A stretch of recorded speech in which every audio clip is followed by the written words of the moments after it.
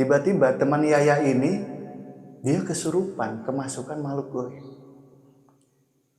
Dan dia tiba-tiba berkata dengan bahasa Sunda, "Jelma ieu nu aing, ku aing arek dicokot. Rek naon sia ka dieu?"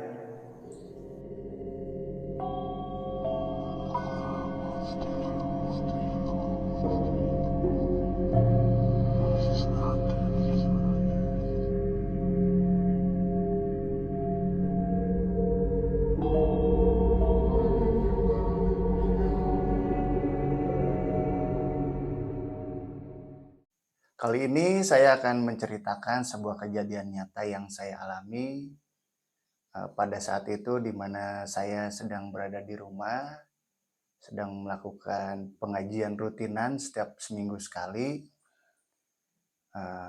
di mana tiba-tiba pada saat saya sedang melakukan pengajian bersama seorang kiai dan beberapa santrinya, yang kebetulan juga memang warga setempat, tiba-tiba ada sebuah mobil masuk ke pelataran rumah saya. Karena memang pada saat itu saya sedang pengajian, jadi eh, si tamu tersebut ditemui oleh ART di rumah saya. Dan setelah ditemui, mereka dipersilahkan nunggu di ruang tamu karena memang saya sedang mengaji ya. Lalu setelah beres mengaji atau selesai mengaji, biasanya memang kami mengadakan pengkajian atau obrolan ringan tentang ya agama. Cuman karena pada saat itu memang ada tamu, jadi santrinya atau memang warga setempat pada pulang deh tuh. Yang tersisa hanya kiainya, karena memang mau istirahat dulu sebentar. Dengan demikian, santrinya pada pulang, lalu saya menemui tamu tersebut. Yang mana tamu tersebut juga baru pertama kalinya saya bertemu dengan mereka itu. Jadi di sana itu ada tamu, dua orang laki-laki, ya berusia pada saat itu mungkin di usia 40 atau 45 tahun, yang mana seorang di antara mereka itu bernama Yaya, dan satu orang lagi temannya, dan mereka itu datang ke rumah jauh dari Tasikmalaya, yang diarahkan oleh seseorang yang konon katanya mengatakan bahwa di rumah saya adalah tempat proses untuk melakukan pesugihan. Di sana saya sontak kaget karena memang kok bisa-bisanya orang memfitnah saya atau tempat kediaman saya ini sebagai tempat untuk proses pesugihan. Sementara kami yang jelas baru saja selesai pengajian. Kan secara logika mana mungkin sih ada tempat seperti itu yang di sana rutinitas seringkali diadakan pengajian. Setelah ngobrol panjang lebar dengan Yaya tersebut selama beberapa menit, akhirnya saya memutuskan untuk menegaskan bahwa ini bukan tempat yang Yaya cari. Akhirnya saya mengajak kiai tersebut untuk menjelaskan kepada Yaya dan temannya. Di mana di sana kami ngobrol ya mungkin kurang lebih 1 jam,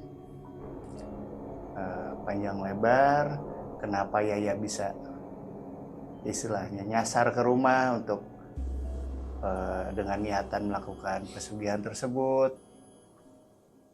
Akhirnya karena memang waktunya sudah malam juga, pada saat itu mungkin kisaran jam 10 malam, kiai kami ini meminta untuk Yaya untuk kembali lagi di esok harinya. untuk melanjutkan obrolan. Dan beliau juga meminta izin kepada saya untuk tempat atau rumah saya ini dijadikan tempat pertemuan. Singkatnya, setelah esok harinya, Yaya pun datang lagi bersama temannya tersebut. Mungkin kisaran jam 7 atau setengah 8 malam datang ke rumah, dan selepas Isya pun Pak Kiai pun datang ke rumah. Akhirnya kembali kami ngobrol berempat. Di sana Yaya menceritakan semuanya, alasan kenapa dia mencari tempat pesugihan, yang mana sebetulnya Yaya sendiri itu adalah seorang pengusaha UMKM yang ternama di daerah Tasikmalaya. Dia pengusaha sendal dari kerajinan, namun pada saat itu dia terlilit hutang piutang, yang mana harus dibayarkan dalam waktu 1 bulan ke depan. Dan saya kaget setelah mendengar nominal hutangnya, ternyata hutangnya besar sekali, yaitu 2 miliar rupiah. Kami ngobrol panjang lebar di sana dengan Pak Kiai. Lalu Pak Kiai pun menyarankan untuk supaya Yaya tidak melakukan hal pesugihan tersebut karena memang dilarang oleh agama. Di samping itu juga Pak Kiai meminta saya untuk menyuruh ke supir saya, Budi, untuk membelikan barang-barang yang sudah dituliskan oleh Pak Kiai tersebut. Lalu si Budi pergi membeli apa yang diminta Pak Kiai, dan kami pun kembali ngobrol di sana. Yaya ini ternyata sebelum datang ke rumah saya, Yaya sebelumnya pernah melakukan pesugihan beberapa minggu sebelum datang ke rumah saya. Namun begitu pesugihan itu dilakukan, dia bilang sih seolah-olah seperti kontrak lah. Kontrak yang memang menyangkut nyawanya dia sendiri. Jadi durasi nyawanya dia itu, dia bilang selama 10 tahun akan diambil oleh si makhluk goib tersebut. Sementara kontrak berjalan, namun Yaya belum mendapatkan hasilnya, belum mendapatkan uang yang diinginkan oleh Yaya, yang mana Yaya bilang kontraknya itu akan mendapatkan uang sebesar 20 miliar. Jadi 10 kali lipat dari hutang yang Yaya miliki saat ini. Di sana Pak Kiai coba mengarahkan dan mencari solusi bagaimana baiknya supaya istilahnya Yaya ini tidak terjerat ke dalam pesugihan tersebut, dan mencari solusi lain untuk mencari uang tambahan agar bisa menutupi dari hutangnya tersebut. Singkat cerita, Budi pun datang ke rumah setelah dari membeli barang-barang yang diminta oleh Pak Kiai tersebut. Lalu Pak Kiai memutuskan untuk pada hari itu juga, malam itu juga, untuk kita berangkat bersama ke rumahnya Yaya yang di Tasikmalaya. Kami konvoi 2 mobil, di depan mobil kami sebagai navigator itu adalah Yaya dan temannya, dan saya juga menggunakan kendaraan saya sendiri, yang mana di kendaraan saya bertiga, Budi, saya, dan Pak Kiai.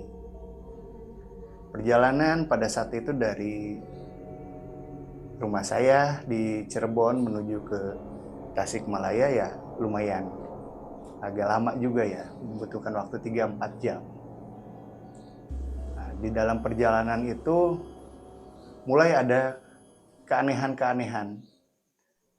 Tiba-tiba mobil Yaya menabrak seorang kakek-kakek yang melintas di tengah sepinya malam. Setelah menabrak, lalu berhenti mendadak dan kami pun ikut berhenti. Kami pun turun semua menanyakan ada apa. Yaya bercerita bahwasanya barusan mobilnya menabrak seorang kakek-kakek. Lalu kami cari kakek-kakek tersebut untuk melakukan pertolongan pertama, tapi ternyata tidak ada kakek-kakek tersebut. Kami keliling mobil, keliling ke samping-samping perkebunan karena memang pada saat itu kanan kiri kami ini seperti hutan lah atau perkebunan lah gitu. Selepas di sana karena memang si korban kakek-kakek tersebut tidak ditemukan, lalu kami melanjutkan perjalanan. Di dalam perjalanan kembali terjadi kejadian aneh kedua, yang mana tiba-tiba kami ditemukan di dalam jalan buntu, yang mana kanan kiri depan itu hutan, benar-benar hutan, dan jalan pun itu sudah jalan tanah, bukan lagi jalan aspal. Di sana kami berhenti, lalu kami keluar dari mobil, kami berbincang di sana dengan Pak Kiai juga. Nah, di sana kami diminta berdoa oleh Pak Kiai, karena pada saat itu Pak Kiai mengatakan bahwa ini tantangannya, kita dihalangi, beliau bilang seperti itu. Jadi kami berdoa dan Pak Kiai pun berdoa juga, seperti berbisik gitu kan, membacakan doa khusus mungkin. Nah, setelah itu tidak lama, mungkin 15 menit, lalu kami putar arah dan kembali ke jalur jalan aspal lagi. Setelah di perjalanan sampai ke rumah Yaya tersebut, begitu sampai, Yaya pun bercerita bahwasanya tadi di jalan Yaya juga melihat seperti seorang wanita melintas yang berpakaian putih. Namun di sana Pak Kiai menutup bahasan tersebut. Ya sudah, kita lanjutkan saja ke proses yang lebih penting. Beliau bilang seperti itu. Dan kami pun masuk ke rumah tersebut. Rumah tersebut berada di dalam gang sempit, yang mana Yaya mengatakan bahwa itu sebetulnya bukan rumahnya.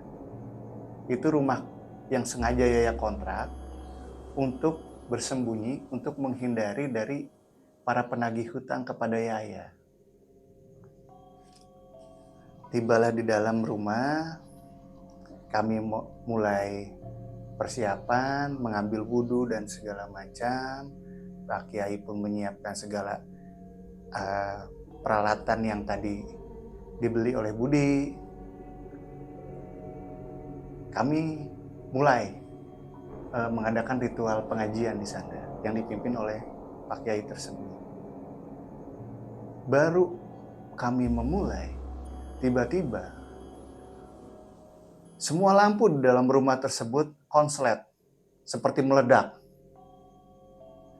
Kami kaget, kami coba mengecek bersama-sama, ternyata memang kalau aliran listrik ada, cuman semua lampunya mati semua, konslet semua. Karena keadaan darurat dan tidak mungkin kami mencari warung untuk membeli lilin atau semacamnya,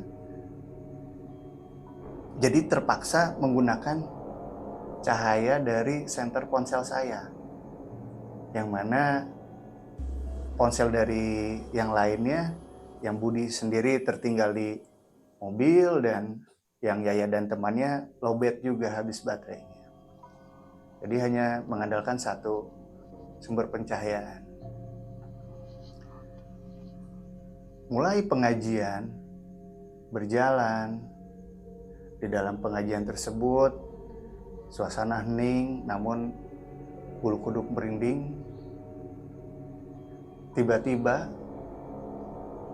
di salah satu ruangan di rumah tersebut atau salah satu kamar, tiba-tiba terdengar suara meledak seperti barang besar yang dibanting sekencang-kencangnya. Kami pun kaget, namun coba ditenangkan kembali oleh Pak Kiai. Tidak lama, mungkin selang 5 menit atau 10 menit terjadi lagi suara bantingan lagi. Lalu setelah itu suara seorang wanita menjerit sekencang-kencangnya di dalam ruangan, di salah satu ruangan di rumah itu. Keadaan di sana semakin membuat kami panik. Segimanapun Pak Kiai ini menenangkan kami, tetap perasaan kami tidak bisa dibohongi. Rasa takut, rasa panik itu ada. Tambah lagi, satu hal yang mengagetkan saya itu seperti halnya tiba-tiba di antara kami, di tengah-tengah kami mengaji, di hadapan kami itu tiba-tiba seperti ada percikan api yang besar. Seperti kilatan api. Itu membuat saya secara pribadi jujur semakin takut di sana. Semakin kalut karena memang baru mengalami hal seperti itu. Dan kejadian itu cukup panjang juga. Kurang lebih mungkin 1 atau 2 jam lebih mungkin. Ya 1-2 jam dalam keadaan seperti itu rasanya sangat lama sekali. Tambah lagi, pada saat kami melanjutkan pengajian, tiba-tiba teman Yaya ini, dia kesurupan, kemasukan makhluk gaib. Dan dia tiba-tiba berkata dengan bahasa Sunda, "Jelma ieu nu aing, ku aing arek dicokot, rek naon sia ka dieu." Yang artinya orang ini atau Yaya ini adalah punya saya, punya si makhluk tersebut. Sebentar lagi akan diambil nyawanya oleh si makhluk tersebut. Ngapain kalian kesini? Di sana saya semakin takut. Saya sudah nggak bisa berpikir apa-apa, hanya menunduk dan membaca apa yang diperintahkan oleh Pak Kiai. Sementara Pak Kiai menghentikan sebentar proses ritual pengajiannya untuk menyadarkan kembali temannya Yaya tersebut. Setelah temannya Yaya tersebut kembali sadar, lalu proses pengajian dilanjutkan lagi. Sampai akhirnya pengajian tersebut selesai. Lalu ada seperti jeritan seorang wanita yang lebih kencang lagi dari sebelumnya. Itu membuat kami kaget semua. Namun Pak Kiai menenangkan kami, sudah, prosesnya sudah selesai, kita tinggal melakukan ritual selanjutnya, tahapan selanjutnya. Ya pada saat itu saya juga tidak begitu memperhatikan karena memang gelap juga, hanya bermodalkan satu cahaya dari ponsel. Yang saya ingat itu pada saat itu ada paku yang Pak Kiai bilang itu paku emas yang dipakukan atau ditancapkan ke dinding. Ya entahlah, saya tidak mengerti juga untuk apa fungsinya. Setelah paku itu dipakukan ke dinding beserta sebuah kain yang bertuliskan tulisan Arab, setelah itu suara jeritan, suara bantingan atau kilatan api itu tidak ada lagi. Ya mungkin pada saat itu kurang lebih jam 3:30 atau jam 4 pagi mungkin. Karena setelah beres itu semua, Pak Kiai bilang kita sudah selesai. Alhamdulillah kita sudah selesai. Kontrak antara Pak Yaya dengan Goib sudah diputuskan. Ya kami bersyukur di sana karena artinya kami bisa membantu orang untuk selamat istilahnya dari perjanjian tersebut. Setelah itu kami ngobrol karena untuk meredakan keadaan yang memang paniknya luar biasa. Di sana kami ngobrol dalam kegelapan tersebut, lalu Yaya sendiri diminta oleh Pak Kiai untuk kembali beribadah, sholat, ngaji, dan melakukan hal-hal positif, tidak lagi berpikiran kepada cara instan untuk mendapatkan uang dengan cara pesugihan. Nah, di sana tidak lama terdengar azan subuh, dan kami pun bergegas ke masjid untuk melakukan sholat berjamaah bersama. Setelah sholat berjamaah, kami mencari sarapan dulu, sarapan pagi, karena memang dari malam, dari Yaya ini datang ke rumah dari jam 7 malam, setengah 8 malam itu kami belum makan semua gitu. Jadi kami sarapan di sekitaran masjid, lalu kami pun pamit pulang ke Yaya. Nah, di perjalanan pulang ya alhamdulillah tidak terjadi apa-apa, namun ada pesan dari Pak Kiai kepada Yaya bahwasanya untuk tidak mengulangi kejadian tersebut, dan bila mana masih ada gangguan dari makhluk gaib tersebut, segera hubungi Pak Kiai atau segera datang ke Cirebon lagi. Sahabat kegelapan, terima kasih telah menyimak kisah nyata ini. Jangan lupa untuk dukung kami dengan cara subscribe, like, pencet tombol loncengnya, dan banyak-banyak berkomentar. Gudang gelap, karena di balik kegelapan tersimpan banyak kenyataan.